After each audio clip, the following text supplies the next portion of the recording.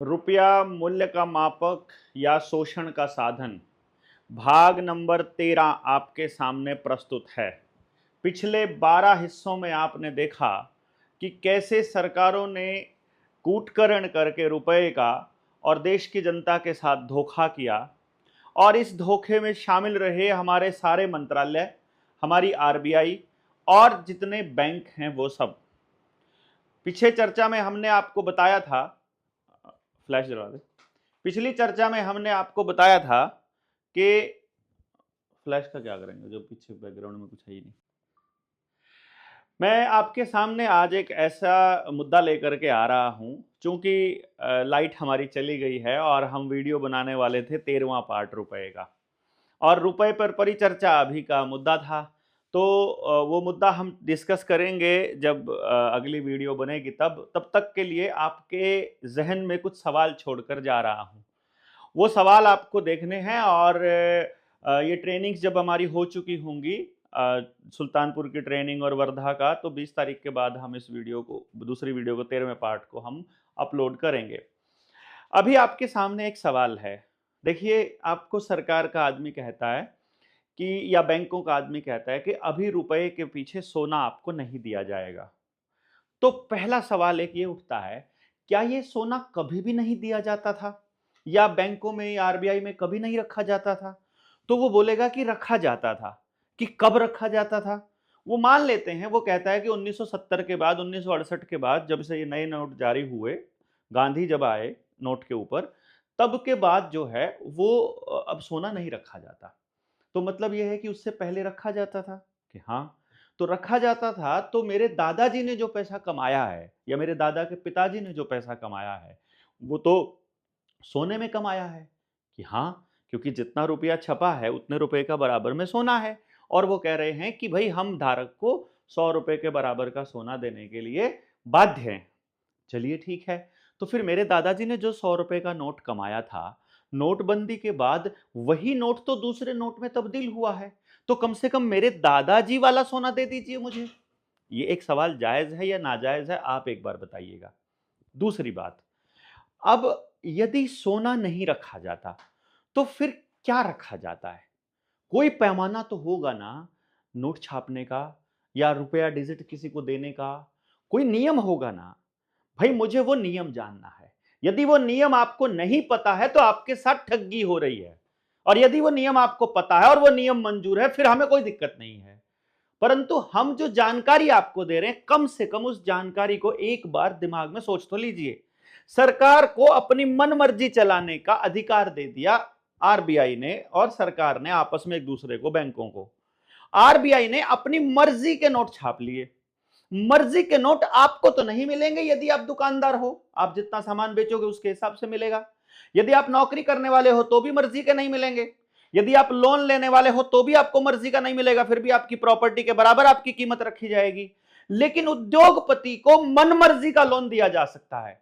8,000 करोड़, 15,000 करोड़, 50,000 करोड़, 1 लाख करोड़, कितना ही दे दो।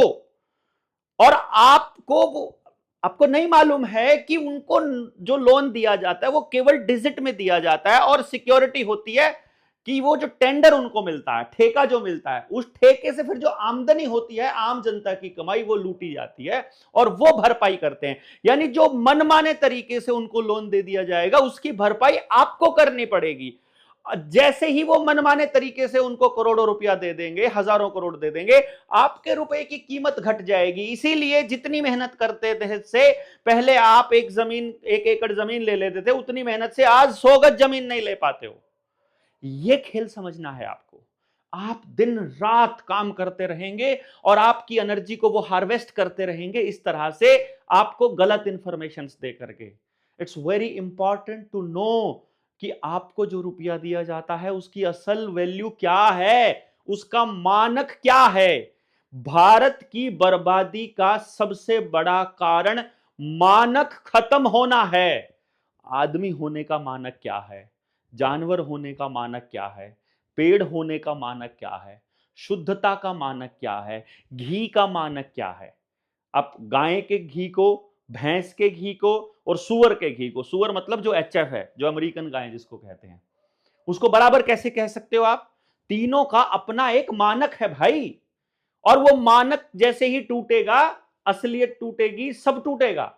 जो पेड़ हैं, जो जेनेटिकली मॉडिफाइड हैं, उनका अलग मानक है, और जो ओरिजिनल हैं, जो पुराने टाइम के हैं, देसी हैं, वो ओरिजिनल है, वो अलग चीज है। इंडिजीनियस आदमी अलग है, यहां का रहने वाला आदमी मौलिक अलग है, बाहर से आया हुआ शरणार्थी अलग है। हर चीज का मानक देखना पड़ेगा।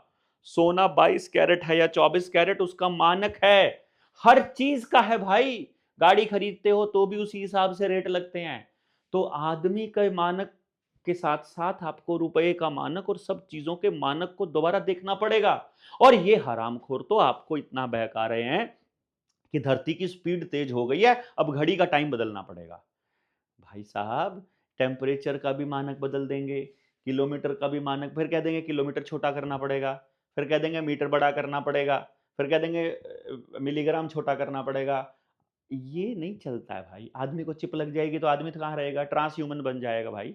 उसके अंदर अगर नैनो रोबोट्स चल रहे हैं तो वो ट्रांस ह्यूमन है। अगर वो 5G से कंट्रोल किया जा सकता है तो वो आदमी कहाँ बचा। इसलिए आपको समझना जरूरी है। तो आपको जो सवाल पूछना है वो ये पूछना है, मेरा रुपया है क्या? 5 अगस्त का टाइम रखा है हम लोगों ने। 5 अगस्त को सबने बैंकों में जाना है, ताकि 15 अगस्त को किसानों का और गरीबों के लोन के ऊपर कोई ना कोई लाल किले से घोषणा ये लोग कर सकें। इसलिए आपको ये समझना जरूरी है कि जो आपको लोन दिया गया है वो फ्रॉड है, फ्रॉड है, फ्रॉड है। आरबीआई प्राइवेट संस्था है। 2019 का मद्रास हाई कोर्ट का फैसला देख लीजिए। आरबीआई के कर्मचारी और बैंकों के कर्मचारी सरकारी कर्मचारी नहीं है किसी भी बैंक का। आपको यह समझना पड़ेगा, अगर सरकारी संस्था नहीं है तभी ऐसा हो सकता है कि सरकारी कर्मचारी नहीं है। दैट इज वाई मैं आपको बोल रहा हूं, इस फ्रॉड को समझ लीजिए। इसी फ्रॉड से आपकी जमीनें हथियाई जा रही हैं। आप बताइए, आपके आसपास कितने लोगों के घर नीलाम हो रहे हैं और कैसे हो रहे हैं? मतलब 80 लाख का लोन था, 60 लाख भर चुका है, फिर भी 20 लाख बचे हुए हैं। और कमाल की बात यह है, 60 लाख नहीं भर चुका है, 80 लाख का लोन था, वो लगभग 90 लाख या 1 करोड़ भर चुके हैं, और फिर भी 20-30 लाख रुपया बचा हुआ है, और फिर भी मकान उसका नीलाम हो रहा है। और वो कहते हैं हम बेच करके पैसा दे देंगे आपको। भाई, अगले की मकान की कीमत 1.5 करोड़ हो चुकी है, 2 करोड़, वो कह रहे हैं हम इसे बेच करके आपका ये 20 लाख दे देंगे, बाकी ना ना, हमको प्रॉपर्टी चाहिए। अगर आप लोगों के साथ ऐसा हुआ है कहीं पर तो लिखिए कमेंट बॉक्स में और बताइए। फिर उसके बाद हम 13वें पार्ट को आपके सामने लेकर के आएंगे। इसलिए मैं आपको ये बोल रहा हूं, मानक होना बड़ा ज़रूरी है। तो ये कुछ सवाल, हम रुपए पर परिचर्चा ही हमारा अगला पार्ट रहेगा। और तब तक के लिए हम लोग इसको अगले हिस्से पर लेके जाते हैं। आप लोग जुड़े रहिएगा, शेयर करते रहिए और लोगों से बात करते रहिए, और मिलते हैं बहुत जल्दी।